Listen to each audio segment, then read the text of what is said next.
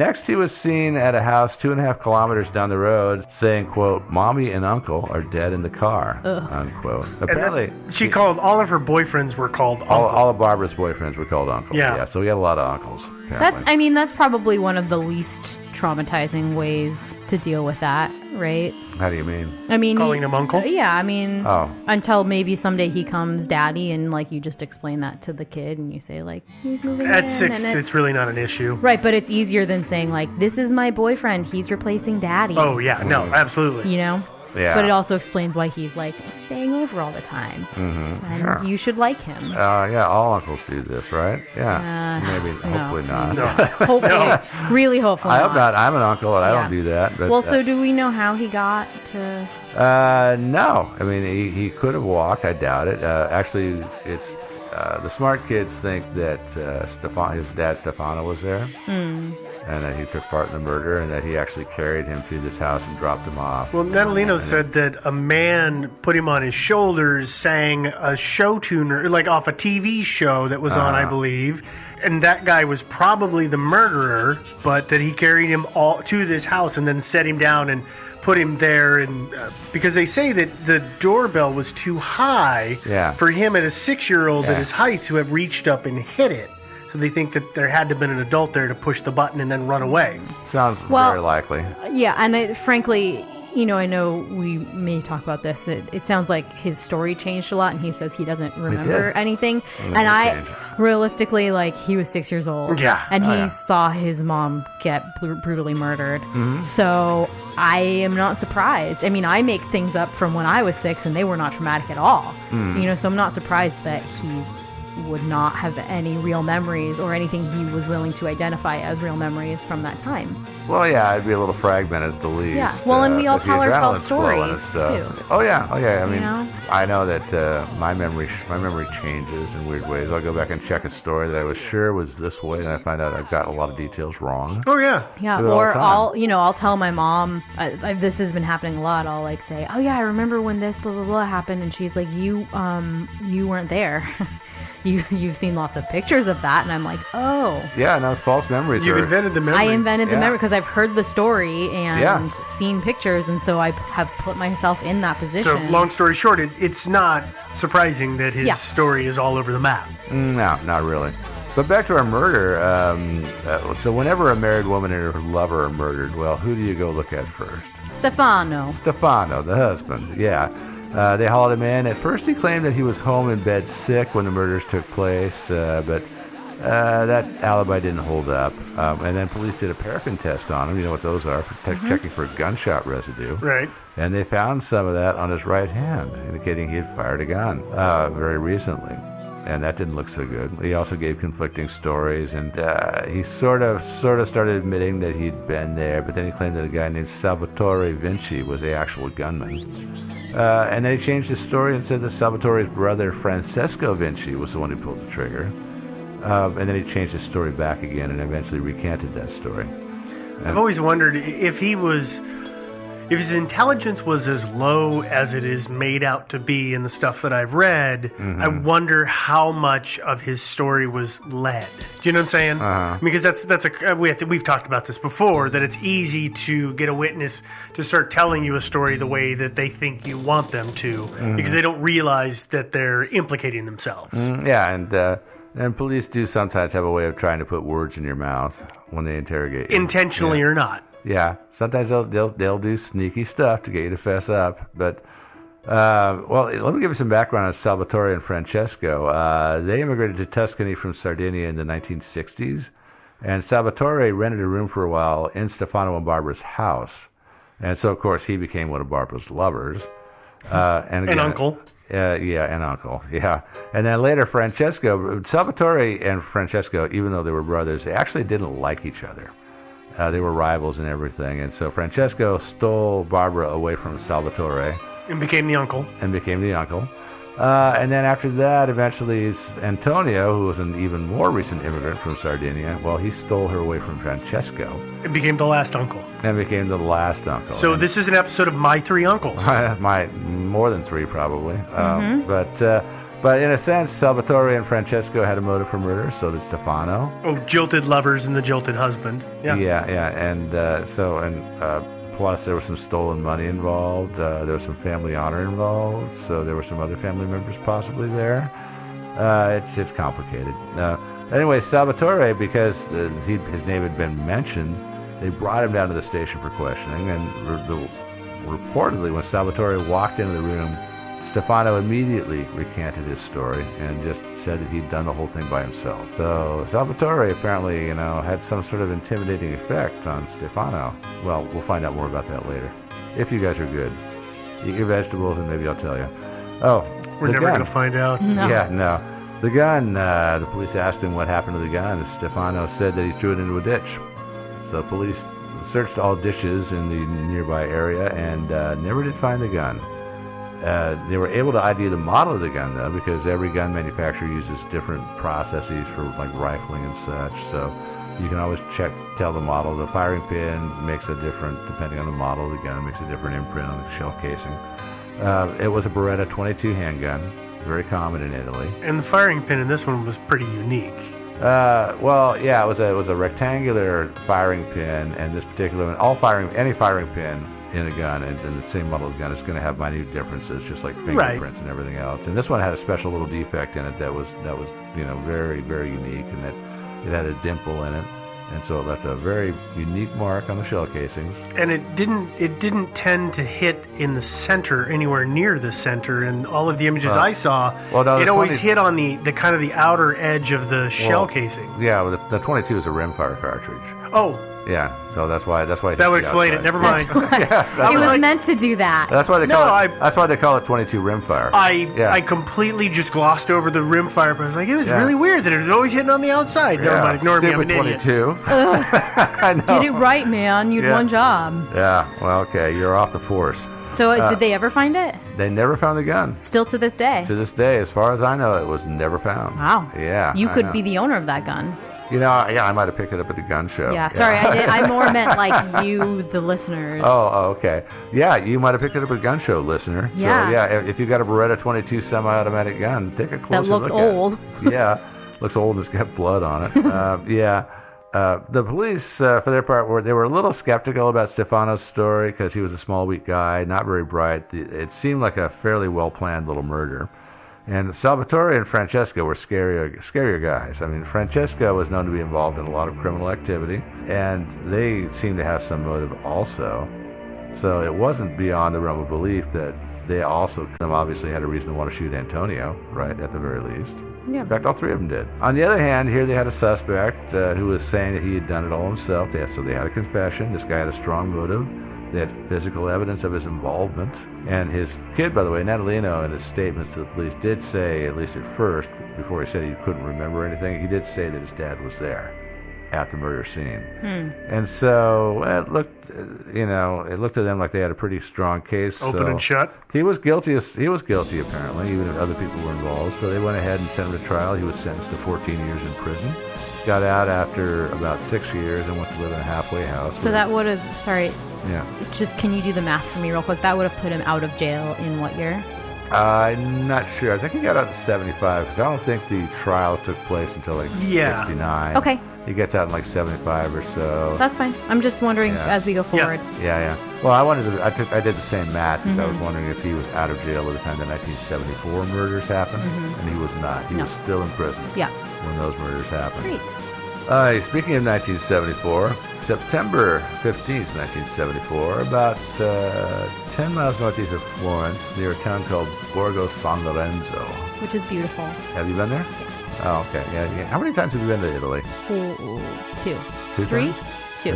Just 2. Just 2? Yeah. Well, it's more than me. Yeah. I want to go hopefully one of these days. a lot more frequently in the near future. Yeah. Well, I'm hoping that we can all go over there on some sort of mystery expedition one of these days. This one, dang it! Yeah, I know. We can do a remix. We'll do it again. Yeah, we'll do a mashup. And I suppose it's only fair to the citizens of Florence to note that, as far as I can tell from looking at a map, none of the monsters' killings actually took place within the city limits of Florence. They were all in suburban, outlying kind of agricultural areas, which makes sense. Those are the easy places to park and That's get where privacy. You're going to be parking, right? Exactly. So I guess we should really call him the monster of the greater metropolitan Florence area. Something like that. Yeah. Monster of Florence That rolls sounds off the just tongue as a little good. bit here. Yeah, it's Yeah. really good. Yeah. Well, back to our murder here. There were two teenagers, Stefania Pettini and Pasquale Gentilcore. I think is how it's pronounced. Gentilcore. Gentilcore. The third syllable, second syllable emphasis. Gentilcore. Gentilcore. Okay. They were in a Fiat. Just about all these murders took place in Fiats. Surprise. It's a popular car. Maybe it was Alfa Romeo. There were some Alphas in there too. No, Stop I just doing this to our cars. Yeah. BMW. Yeah, BMW rep. Some competitor It was saying, Big Auto. Yeah, it was Big Auto. Yeah, suspiciously next year BMW came out with a whole series of magazine ads that said, drive a Beamer, don't get killed. Crazy. Yeah. Well, they were doing something in their car. I'm not sure what. They got bushwhacked and shot. And then Stefania was dragged away from the car a little distance, about 10 meters or so, and stabbed 97 times. Ugh. And not deep stabs, but they were just more like pricks, just Ugh. really shallow little stabs. But I'm sorry, I'm going to be the soundtrack for okay. these. Oh, ooh, And it's just like, ugh. What did you hear what he did to some of the women later on? Yeah, It gets a no. lot worse. I know. Yeah, but these stabs made up they weren't random. They made up like an elaborate design that went around Stefania's breast and down to her pubic area and around. Yeah. It also took place next to a vineyard, and the murderer found a little scrap of woody grapevine material, which he stuffed up into Stefania's private parts. And that's about it. No evidence of rape. He Well, violated her. He did didn't violate rape her. Oh, yeah. He didn't use his own body to rape her. So. Yeah, for sure. The gun and the knife were not recovered, but analysis of the bullets in the shell casing showed that the murder weapon was a Beretta 22 handgun. But, of course, no connection was made at that time. I mean, these two things were about 15 miles apart. And 6 years. And 6 years apart. The 68 one really looked like, it really was a jealous husband thing. It did, whereas this one was more like a random sicko type. So I could see why people wouldn't associate them necessarily in their minds. And then some years went by. Our next killing didn't happen until 1981. He took a long break there. Maybe he was out of town. But on Saturday, June 6th. So by the way, almost all of these murders took place on Saturday night. Some of them on Friday, but almost all of them were on Saturday I think one of night. them was on a Thursday. And there was one, I think the first one, the 68 one, was a Tuesday. Well, I remember it's one of got- them was a Thursday because the next day was a workman's day off. Yeah, but mostly it was a weekend thing, which is where the action's going to be. That's when people are out in their cars copulating. And also they happen on moonless or nearly moonless nights. Anyway. so intelligently planned, right? Yeah, I think so. Planned being the operative word Right, there. planned. He was not a random kind of guy at all. So this was Saturday, June 6th. Giovanni Foggi. OG. Yeah, Giovanni Foggi and Carmela Di Nuccio were parked in probably a Fiat. It's in the hilltop area called Sandici, which is on the southwest outskirts of Florence. It looks like Giovanni was shot first through the car window, and then Carmela was killed. She was dragged from the car about, again, another 10 or 15 meters. She was found naked and on her back. I saw some video of this one, actually. Well, not the actual killing, but, of her body afterwards. There was some video taken of the crime. Oh, really? Yeah. Okay. And they had covered her body up, but she was naked, and this one there was some escalation because her pubic area had been cut out of her body and taken away. Okay, I hate to ask this, but how much of it? Like the whole works? Well, I mean the vagina was taken away. I mean Okay. not everything, but I mean the entire vagina was. So like was- the whole vaginal canal and all that stuff? I'm not sure how deep down the knife went. Depends on how long. So we're saying primarily external. It wasn't like an internal, also internal. It went fairly deep. I mean, it wasn't a skin deep kind of thing. It was actually a pretty huge chunk of flesh that got carved out. Yeah, it's pretty gross. The medical examiner concluded that the excision had been done with what he called a scuba knife because he believed the knife had a notch in it. And I'm not sure exactly what made him conclude that, but those guys know what they're talking about. So he was probably right. There probably was a notch in the blade. A lot of scuba knives do have notches in the blade. But they're in different locations depending on the kind of knife, so that's my confusion. Yeah, depending. I found some pictures of various ones on the interwebs. I included one here for you guys to look at. You can Two, see yeah. And that's there's a one scuba knife picture here, and it's got one towards the base of the blade near where it meets the hilt, and it looks like something for cutting line. But I've also seen basically the same thing on a scuba knife where there's a notch at the tip, near the tip of the blade, for the same reason. Yeah, same thing. Yeah, it looks like it's something you can hook around a line or something and just like snag it and just rip, just right, and slice it'll right just go right through it. So. Yeah, so there's no sawing back and forth or anything like that. Everything's quick and down and dirty. There's other knives that have notches in them too. Like for example, there's the famous Gurkha knife that you see, and that's the kind that's got the 17-angle bend in it. That the Gurkha troops carried, from Nepal. Yeah. That big old knife that's got the bent blade. Yeah, those are scary little knives. Traditional Southern European dirks. Also, a lot of them have notches. I included a picture for you guys to look at here. Klingons, they do it too. I'm sure they do. So on the Monday after the murders, a reporter at a Florence newspaper called La Nazione, which is what, the nation, he remembered the 1974 killings and noted that there were similarities. And so when the police got wind of this, they didn't tell the police. They just printed it in the newspaper. Police can find out on their own, right? That's called working together. Yeah. They got out the evidence from 1974, and they discovered that sure enough, that same handgun had been used in both killings. And since this indicated a serial killer was at work, well, this really kicked the interest up quite a ways, like a notch or two. Not like a notch in a blade, but, different notch. We got you. Yeah, okay. Picking up what you're laying down. Yeah, and this is when the police started started questioning the local Indians. Remember, those were the guys? Those are the Peeping Toms. The Peeping Toms, yeah. And those were the names given to them by the locals, the Indiani. That's not the name that I gave them. These guys tended to meet, and they were kind of semi-organized, so they would. So weird. Yeah, they would. Well, they would talk. It's Perv Club. Yeah, it is. But they would exchange notes. And I think one of the reasons is just so you didn't have 24 guys showing up at the same spot to spy on the same car. So yeah, but like that necessitates you meeting a bunch of like fellow pervs. Oh, yeah. In the woods and being like, okay, dude, what teenage car are you taking tonight? First rule of Perv Club is you don't talk about Perv Club. Apparently somebody did. Yeah. Well, if they hadn't, this wouldn't have happened. Yeah.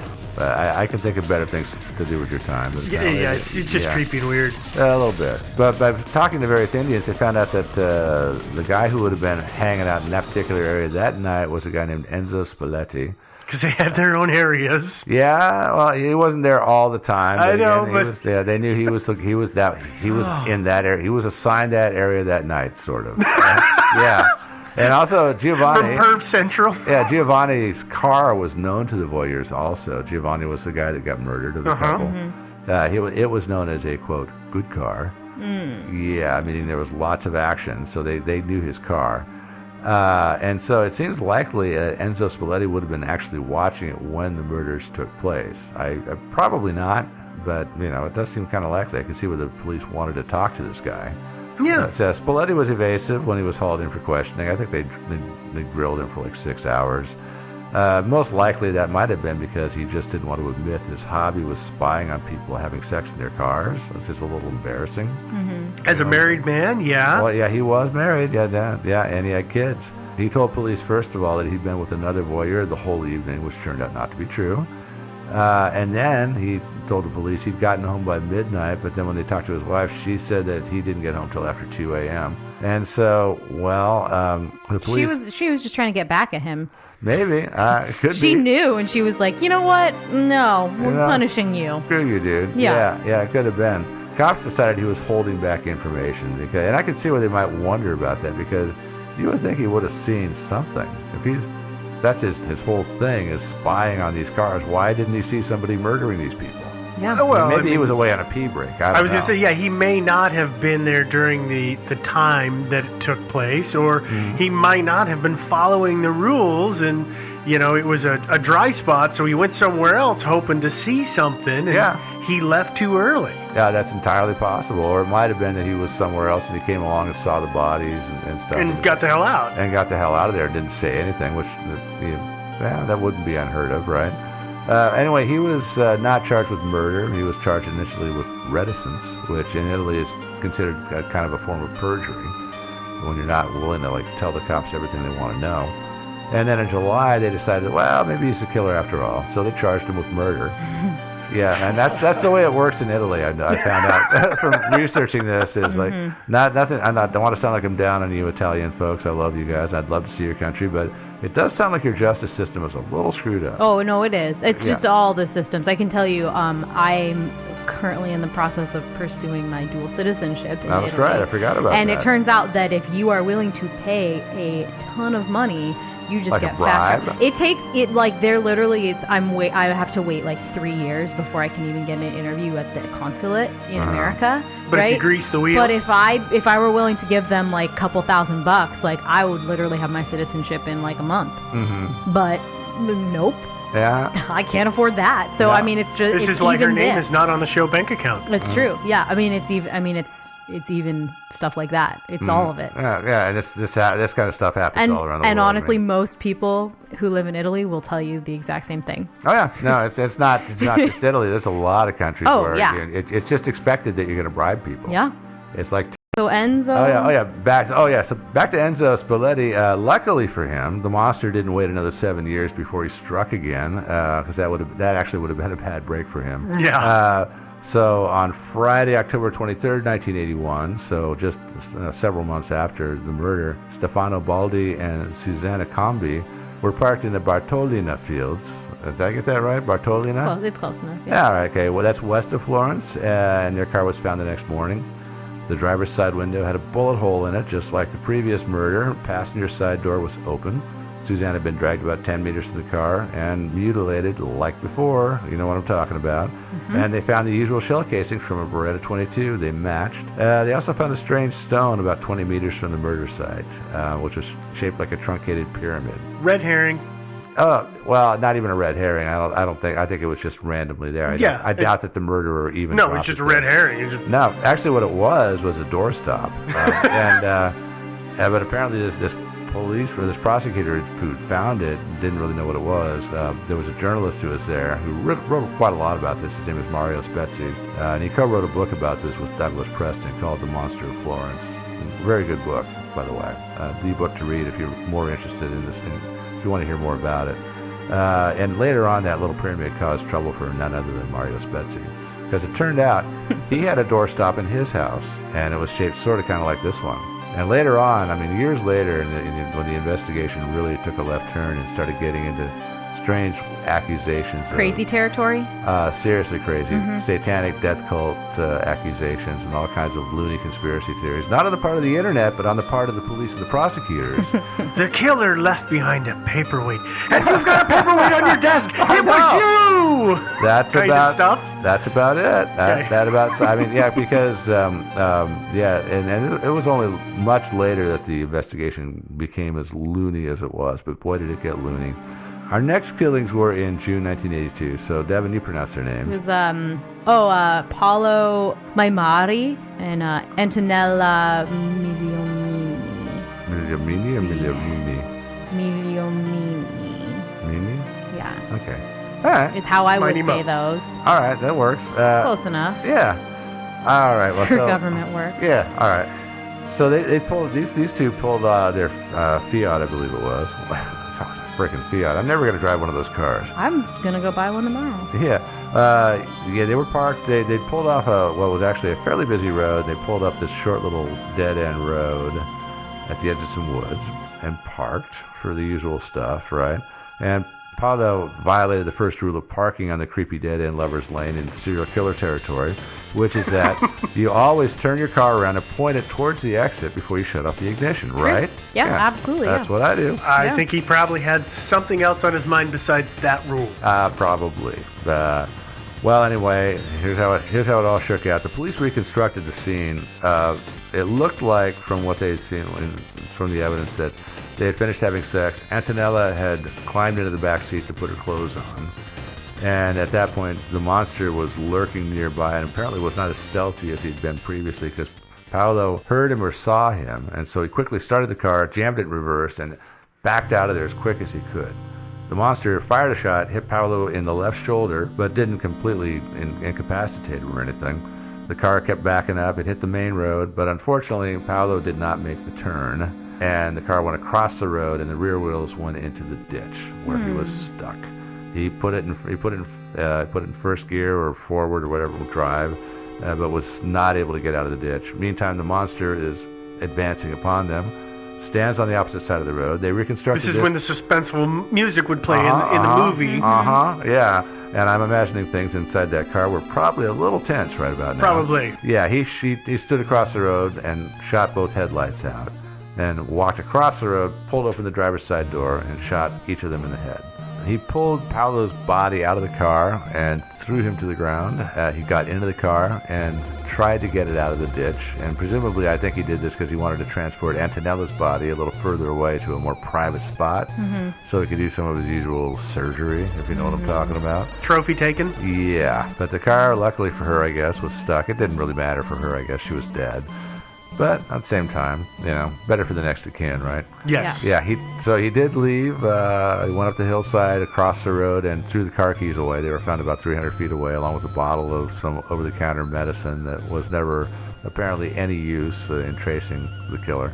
What was the medicine for? I'm not sure. Norzitam. I didn't really like check it too closely since the police were never able to actually make anything of it. And I have to say, by the way, it's on the side of a road. Yeah, that's true. I mean, it could have been chucked out there by anybody. I remember growing up and people had their trash bags in the back of their truck open and things flew out. So Sure. that's, stuff ends up on the side of the road for a myriad number of reasons. Oh yeah, definitely. When the car was found, Paolo was still alive. He was unconscious, but when he was taken to the hospital, he died later at the hospital. But police took the opportunity to plant some disinformation in the newspapers. With the cooperation of the local journalists, they said that, and the reporters knew it was a lie, but they knew why. They said that Paolo had lived long enough to give them some information, and this might just have paid off for the police. We'll see. It didn't get them actually the real killer in the end. It did maybe get them a little action. But anyway, we'll talk about that later. But news of the murders hit the papers 2 days later on June 21st, and that same day, police down the Tuscan coast, a ways away, found a car that had been hidden in the woods covered with brush. They didn't get around to running the plates for a couple of weeks, though. And, of course, the public was going nuts. Tons of tips were flowing into the police via the phone and via mail. Lots of anonymous tips. All worth guano? Yeah, very few of them were worth anything. But then one day a letter arrived with an old newspaper clipping in it. Or I should say an envelope arrived. It wasn't a letter. It was about a 1968 double murder, which was, you guessed it, the murder of Antonio and Barbara. Somebody had written on the clipping, "You should take another look at this crime." Except for in Italian. Not in English, but yeah, Italiano. Italiano. I'm sorry, I just got to get into the whole swing of the Italian. We've already been banned in China. Don't get us banned in Italy, too. Yeah, I'd like my process to not take any longer than it actually You're back to the back of the line, honey. Yeah. Sorry about that. And this is one of the more intriguing little sub-mysteries in the story, which was who sent this clipping in. Yeah. I'd really kind of like to know. They never did find out. So was it the monster who sent it in? Seems unlikely, unless he wanted to tease the cops a little bit. But was it somebody who knew the monster but didn't feel like he could really rat him out directly, so he sent in some hints to the cops, maybe? Or was it just some alert citizen with a little historical knowledge? Which is entirely possible. I could sort of see that, actually. There are people who really stay up on this kind of stuff. Oh, yeah. Like us. Yeah. Yeah. Well, I mean, the other option is somebody who either was related to Stefano or close to him or something, who always thought he's innocent and was trying to advocate for him and saw the opportunity to say, like, these are looking kind of similar, like, let's prove his innocence. 15 years on, let's still try. Yeah. Yeah, it could To have maybe been. exonerate his record or anything like that, because he was out of jail by then. Yeah, he was living in his halfway house. Frankly, by maybe that it was time. him. Yeah, maybe it was Stefano. Yeah, that sent that newspaper clipping in. I don't know. Stefano was not that smart. Maybe. Yeah, I guess that's true. I guess that's true. Yeah. Yeah, but.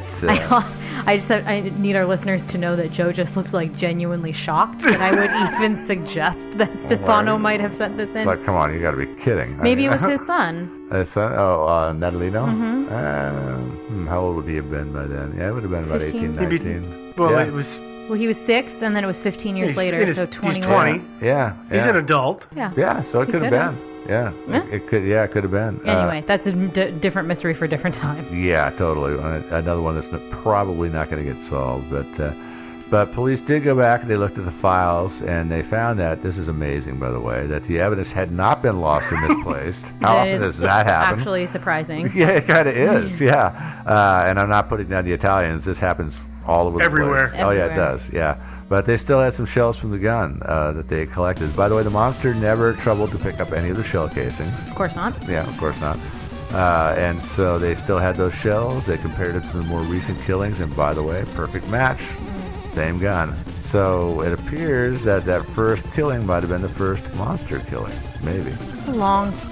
It's a long Time to run. wait. Yeah, it is a long way. Big gaps. From 68 to 74, that's 6 years, and then 7 more years to 1981. Yeah. Although I guess there's Yeah. some kind of. I will probably talk about this in theories, but there's escalation that is happening. I mean, Yeah. the first bodies weren't mutilated at all or anything like that. They were just shot. Yeah, it could have been, or it could have been just But he could have, different like- MOs, or he could have left town or been in jail Yeah. for a while. I mean, Yeah. there's all Or kinds of traveling, things. yeah. Yeah, I mean, and this so- this same set of style of murder could have been happening, I don't know, in India at the time, Uh-huh. and that didn't get tracked. Yeah. Oh, totally. I mean, yeah. I mean, I don't know why I picked out India, but I did. yeah. And they've had their serial killers too. Yeah. So yeah, everybody does. But of course, Stefano Mela could not, or Mele. Mele, Mele. Mele, he could not have committed those 1974 murders since he was in prison. And then after prison, he went to a halfway house run by Catholic priests, and he was still there in 1982. By this point, he was old. He was physically very weak, not a big guy to begin with, and not in great shape, and mentally not with it at all. The police got really no useful information from him.